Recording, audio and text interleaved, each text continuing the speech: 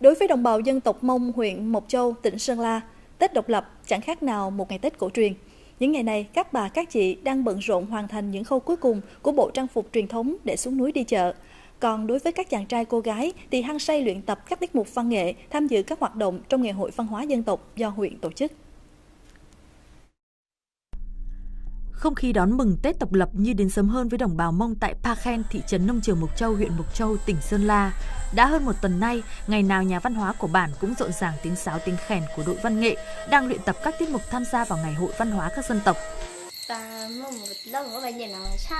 Đây là năm thứ tư mình được tham gia vào đội văn nghệ biểu diễn dịp Quốc khánh mùng 2 tháng 9. Mọi người đều tích cực tập luyện thật tốt để biểu diễn và giới thiệu bản sắc của người Mông đến du khách. Đón Tết độc lập năm nay, đồng bào Mông ở Pa Khen vui hơn khi thành quả một năm lao động vất vả là những mùa vàng bội thu. Đặc biệt, được sự quan tâm hỗ trợ của nhà nước, đời sống văn hóa của bà con ngày càng có nhiều thay đổi.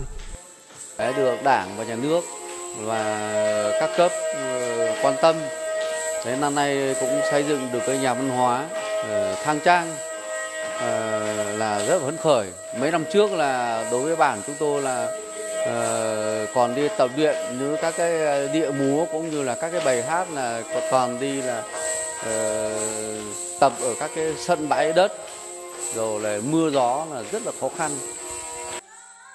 Tết độc lập năm nay, người Mông bản Pa Khen mang đến ngày hội tiếng khèn gọi bạn và điệu múa tha khành với vũ điệu mạnh mẽ của các chàng trai và các cô gái.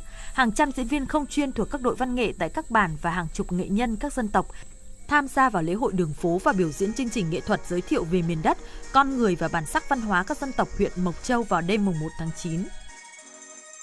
Thì chúng tôi cũng có hai cái định hướng, đó là bảo tồn nguyên sơ cái bản sắc văn hóa dân tộc, và một hướng thứ hai đó là phát triển các cái loại hình dân ca dân vũ.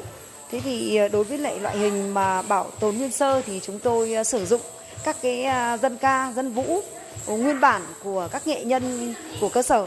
Thế còn đối với loại hình phát triển thì chúng tôi cử cán bộ xuống và hướng dẫn tập các cái điệu múa mà đã được các nghệ sĩ đáp ứng được cái nhu cầu đối với lại khán giả khi mà đến với ngày hội văn hóa các dân tộc huyện Mộc Châu. Với đồng bào các dân tộc Mộc Châu, Tết độc lập đã đến thật gần.